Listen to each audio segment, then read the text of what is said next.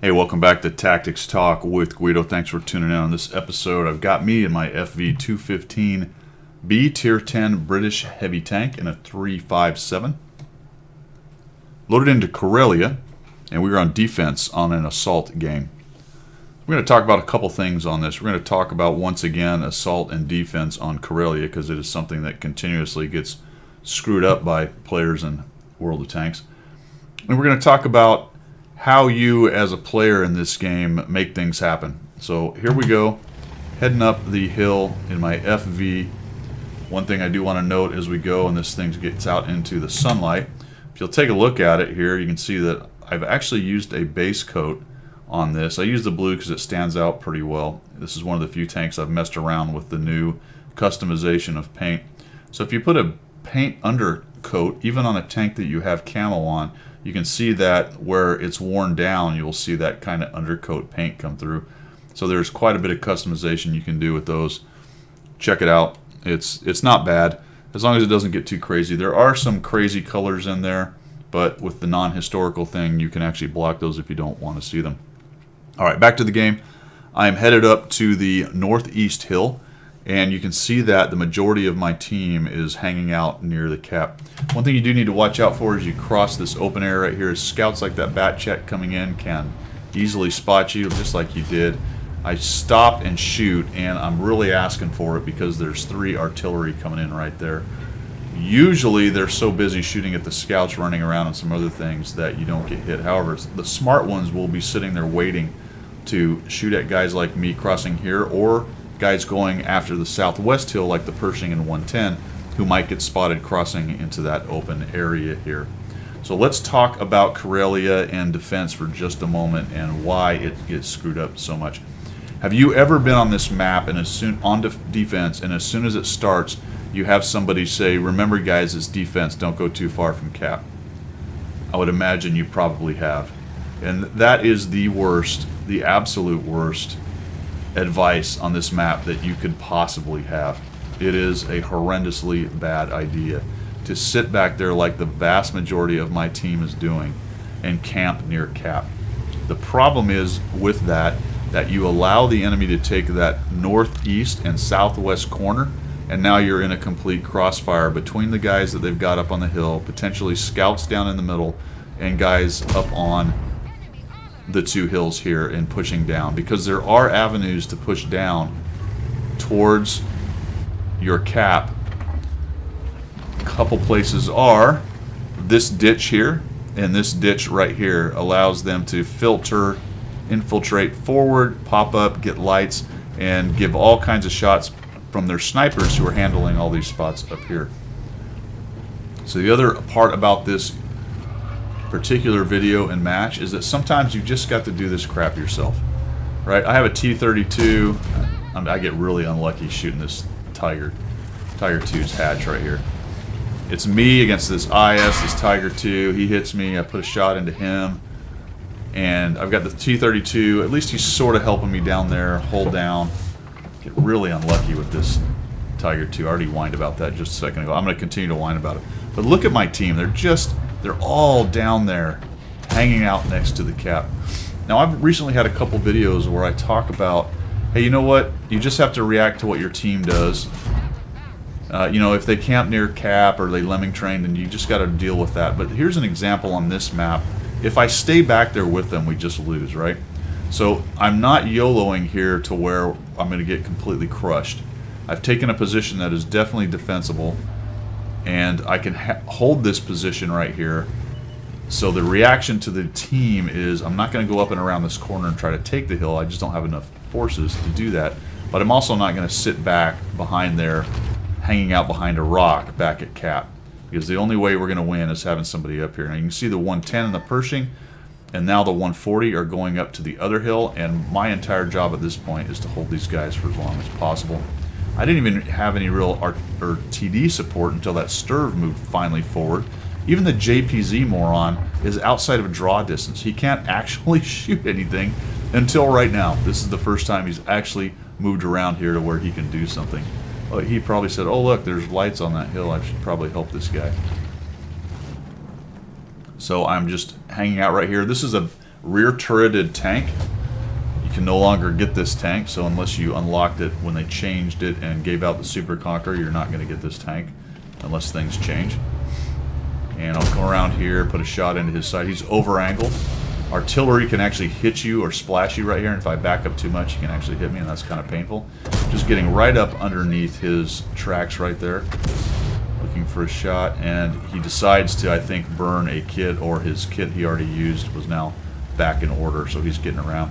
The bummer with this tank is, in order to come around on things like this, I've really got to expose the front of my tank, and I probably should have pushed up and around and just accepted maybe getting hit, because I allow this IS-7 to get away right here, and that's unfortunate.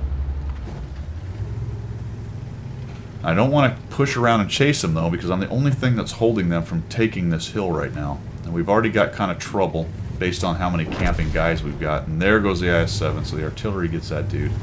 And now I've got, I don't know what, there's a Tiger II and something else. Looks like maybe a T-34.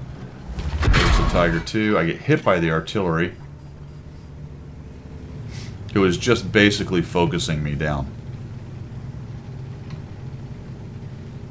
So I can't really push. If I push into the 34, then I take shots on the side from the Tiger II. If I push to the Tiger II, I take shots from the T-34, and there are 3 artillery who bomb me. So I'll just hang out here for a moment. Looks like the JPZ has finally decided to move forward. Had he been there to begin with, this probably would be over on this hill. Coming back here to see if I can't find the Scorpion. Now that was interesting right there. Initially when I saw that, I said, ah, hacks, he's hacking. What I think actually happened there is that Tiger II had me spotted. He's actually behind those bushes enough, and just his spotting point is above the terrain, and the bushes are stopping me from seeing him. If it was a proximity spot, I would see the guy that's proximity spotting me. So it looks like that Tiger had me. And it's interesting that he didn't actually come around the corner and try to take a shot at my turret. So I've got to watch backing up. That was good information to have. I've got my gunner, and I fix him. See, that's why I shoot in there thinking, alright, is he actually in there? What do we got going on? It's possible that from my last spot, as I was backing up, he just timed that. He might have saw me start moving that way and did it that way, so I'm not 100% certain what happened. I was either still spotted, he was very lucky on a guess, or he actually saw me start to move before I went dark. So here comes the JPZ. Now we can maybe get something done. We need to clear this hill off because we actually lost down in the southwest. I get spotted. There's that Tiger II. Trying to avoid getting shot by him. He hits me. I bounce, of course. JPZ's moving up on him. And takes him down. JPZ just drives and shoots and pins. I bounce. So naturally. Well, I have a situation developing now down on the cap. But I do need to get rid of this T-34. What I want to do is go back to cap and help them hold down there. Flex back across. This is not a situation where we need to push onto into their rear area of their I'll spit it out here in a minute, into the rear area of their deployment. I bounce, if you can believe it. I got into an angle instead of getting right into the back of the turret. That was incredible. So it's not a time where I think we can drive around to the back of their deployment area. We definitely need to get back and defend the cap. Ferdinand's in the middle. We got a bat chat trolling around. There's still an FV, the TD version of the FV, so we've really got to be cognizant of him. Ferdinand's sort of pushing up right there. I'm fading right as much as possible. Now we've only got 2 minutes, so we should be in pretty good shape, provided this T-54 and the Arties can stay alive.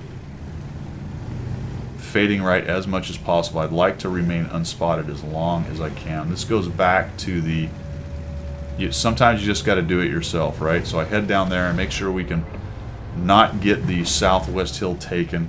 We clean up that hill finally with a little help from the JPZ. Like I said, had he been there a little earlier, that would have been much better.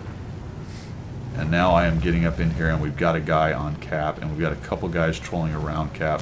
Unfortunately, they get my T-54. That does not help.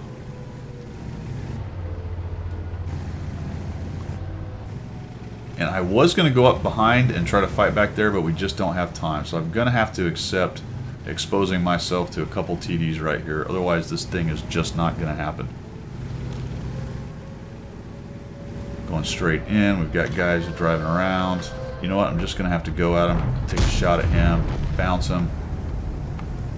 They get the Patton down. I get splashed by the Artie, but I have a repair kit still, so I'll come in here and put a shot on the Ferdinand. That's helpful. Go ahead around behind here. Take another hit. There's a WT. There's the artillery. One of them.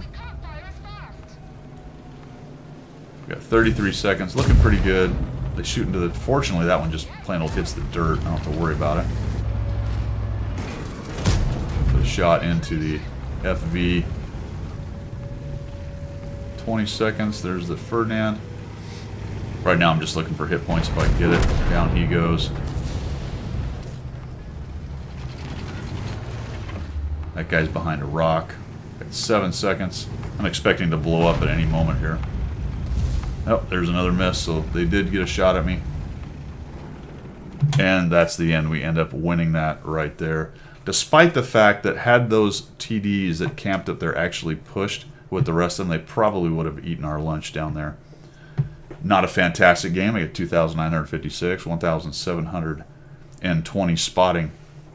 But it's just a good example of, instead of being the guy sitting back, letting it happen to you, not being a participant, kind of being an observer of the game, why not find out ways to get forward? That's where all the damage is. That's where the spotting damage is. That's how you become an important part of why the game was won. If you look at the stat line, you might say, okay, Guido had an okay game. But I will tell you that without me where I went, without the way I fought this game, without me coming back and helping the team take care of a cap, even though all of them camped back there, they still couldn't keep the guys from getting up near the cap. Without me doing that, then we probably lose that game. And good on the JPZ. At least he eventually moved forward. Without him moving forward, helping me clear off that northeast hill, then we probably lose this game as well. Even if he camped back there, I don't think that works very well for us either. All right, guys. I hope you liked what you saw. I hope you learned something here. If you did, make sure you subscribe, and we will see you.